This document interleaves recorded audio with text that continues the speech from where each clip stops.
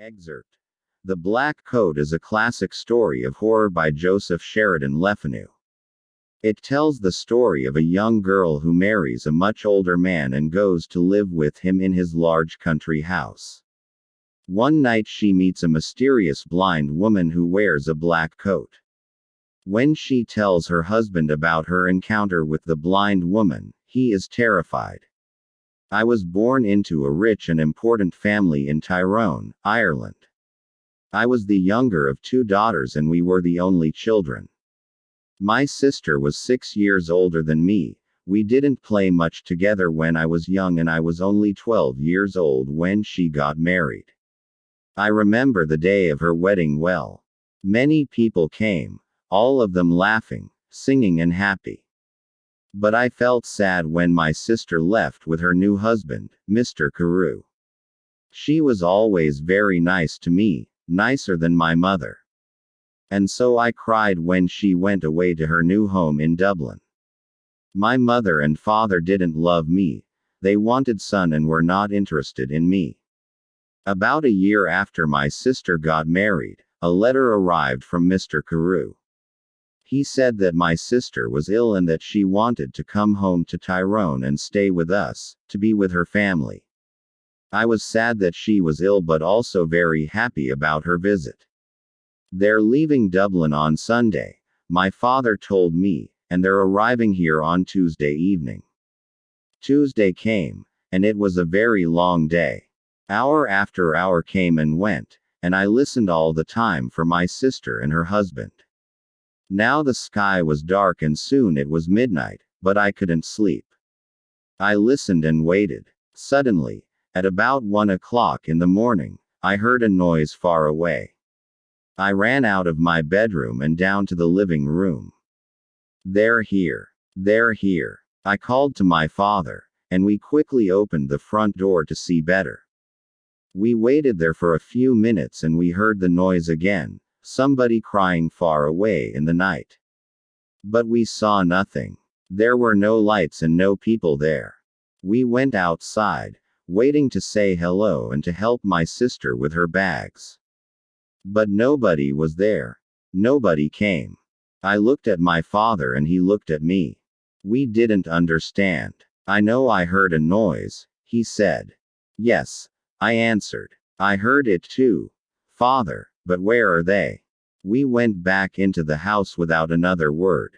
We were suddenly afraid. The next day a man arrived and told us that my sister was dead.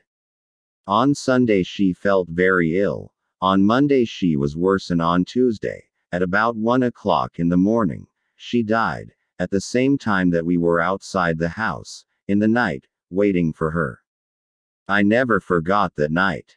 For the next 2 years I was very sad. You could say that I stopped living. I didn't want to do anything or speak to anyone. Mr. Carew soon married another young woman in Dublin and I felt angry that he forgot my sister so quickly. I was now the only child of a rich and important family, so before I was 14 years old men started to visit our home. They wanted to meet me and, perhaps, to marry me. But I didn't like any of these men and I thought I was too young to be married. When I was 16 my mother took me to Dublin. Dublin is a big city, she said. We're going to meet richer and more interesting men than the ones back home in Tyrone. We can easily find you a good husband in Dublin. In Dublin I began to be happier. I met a lot of friendly people and I went dancing every evening. A lot of young men came to speak to me and asked me to dance. I liked talking to them.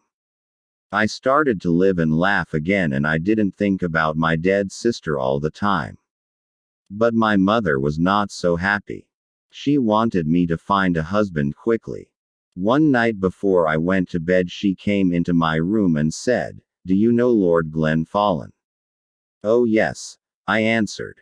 "He's that ugly old man from Cahergillig." "He's not ugly and he's not old, Fanny," my mother said quickly. "He's from a very rich and important family, too, and he wants to marry you. He loves you. Loves me. Wants to marry me." But he's making a mistake, Mother. I said. I don't love him. I can't marry somebody I don't love. Think about it, Fanny, my mother answered quietly. He's a good man and he wants to marry you. You're a very lucky young woman. My mother left the room and I sat quietly for a long time. Lord Glenfallen was a nice, friendly man, I thought. I didn't love him. No, but I did like him. He always talked about interesting things. I never felt happy at home with my mother and father, but I always felt better when I talked to him. The next morning when I saw my mother, I said only one word: yes. Lord Glenfallen and I got married the next spring, and 2 days after our wedding we said goodbye to my family and left Tyrone. 3 days later we arrived in Cahergillig and I saw my husband's beautiful house for the first time. It was near a river and there were many trees and flowers in the garden. Birds sang in the trees and the sky was blue. I stood next to him and looked at it all and I left very, very happy. Come, my love, said my husband. You must come in and meet Martha. She cooks and cleans and knows everything about the house. So we went into the house and I met Martha, a friendly old woman with smiling blue eyes. She showed me round the house. Suddenly I felt excited to be there. It was a very happy place. Women sang in the kitchen, men built fires in the living room, and there were dogs and cats everywhere. Come with me now, madam, said Martha, and look at your bedroom. Then we can take up your bags and you can wash before dinner. I followed her and soon we arrived at a big brown door. This is your room, she said, and she opened the door. I stood and looked, suddenly cold with fear. In front of me stood something big and black. I didn't know what it was. I thought it was an old coat, but without anybody inside it. I jumped back quickly, very afraid, and moved away from the door. Is something wrong, madam? Martha asked me. Nothing. Perhaps it's nothing, I answered quickly.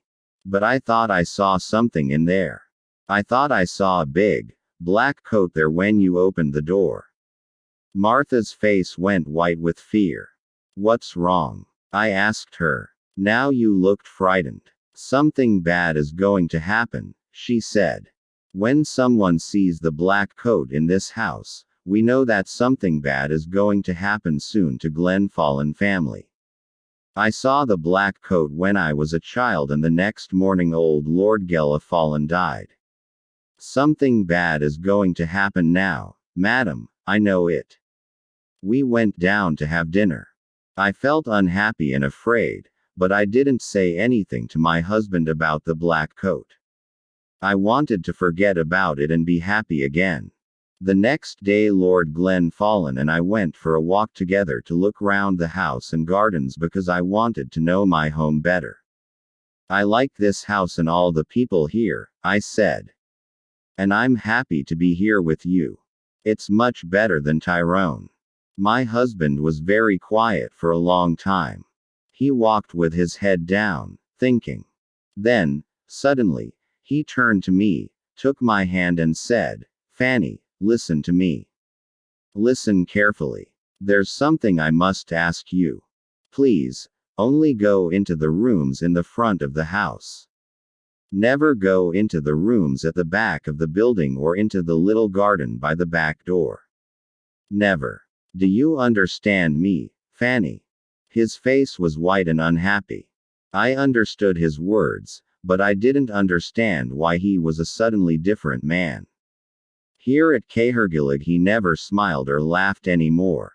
Perhaps the back of the house was dangerous, I thought. But he didn't want to talk about it anymore. We went back to the house without speaking, and again I tried to forget his words and to be as happy as I was before. It was about a month later that I met the other woman for the first time. One day I wanted to go for a walk in the gardens. It was a beautiful day and I ran up to my room after lunch to get my hat and coat. But when I opened the door of my room, there was a woman sitting near the fire. She was about 40 years old and she wore a black coat. Her face was white, and when I looked closely I saw that her eyes were white too. She was blind. "Madam," I said, "this is my room. There is a mistake." "Your room," she answered. "A mistake? No, I don't think so. I don't think there's a mistake. Where is Lord Glenfallen?" "Down in the living room," I said. "But who are you and why are you here in my room?" "Tell Lord Glenfallen that I want him," was all she said. "I must tell you that I'm Lady Glenfallen and I want you to leave my room now," I said. "Lady Glenfallen. You are not. You are not," she cried and hit my face very hard. I cried out for help and soon Lord Glenfallen arrived. I ran out of the room as he ran in, and I waited outside to listen at the door. I did not hear every word, but I knew that Lord Glenfallen was very angry and blind woman was very unhappy. When Ha came out I asked him, "Who is that woman and why is she in my bedroom?" But my husband didn't answer me. Again his face was white with fear. His only words were, "Forgot her."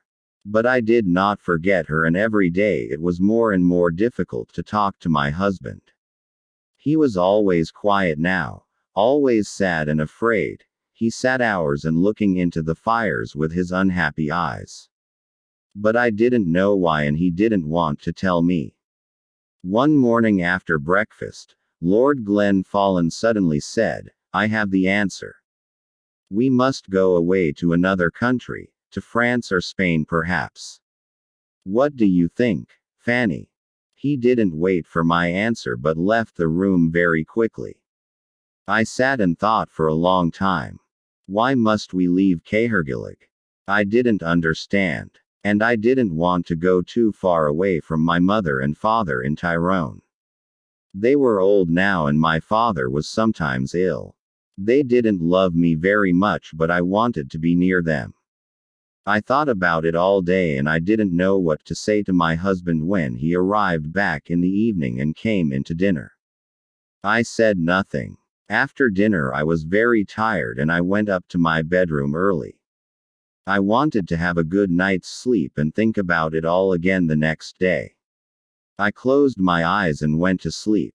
But I did not sleep well because I dreamed of the black coat. Suddenly I woke up. Everything was dark and very quiet, but somebody was at the end of my bed. There was a hand with a light, and behind the light was the blind woman. She had a knife in her other hand.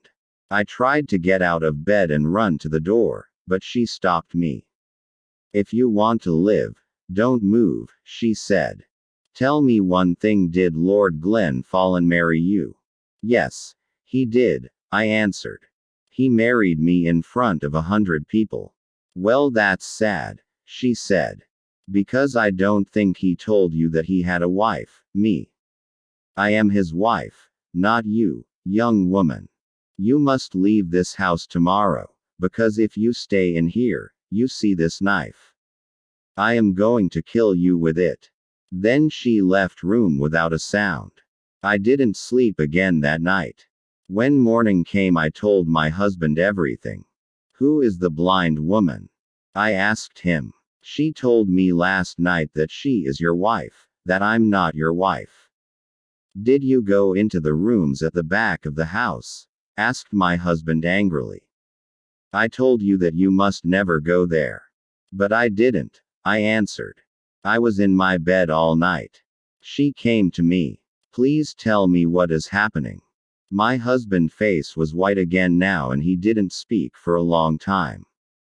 Then he said, "No, she is not my wife. You are. Don't listen to her. She doesn't know what is saying." And he left the room. I ran to find Martha. I didn't like this house anymore. My husband was a difficult man and I didn't understand him. Who was the blind woman? I wanted to know everything. "Don't cry, madam," said Martha when I found her. "Sit down and listen to me. What I am going to tell you is not very nice. The blind woman, the woman in the black coat, is dead. You saw her ghost. She was married to your husband and she was Lady Glenfallen. Nobody knows how she died. Her bedroom was at the back of the house. Somebody saw your husband with a knife in his hand on the night she died. But did he kill her? Nobody knows. When we found her, the knife was on the floor next to her and her eyes. Somebody cut her eyes out after she died. Perhaps he didn't want her to see his other women, his next wife, you. I didn't wait to speak to my husband again. I left that day. I was too afraid to stay another minute at Cahergillig. I knew that blind woman was going to come back again and kill me. I said goodbye to Martha, took my bags and told my driver to take me back to Tyrone. I am happy living here with my mother and father now. The house is quiet, I sleep well each night and they are friendlier to me than they were before. Sometimes my dead sister visits me at night, but I am never afraid.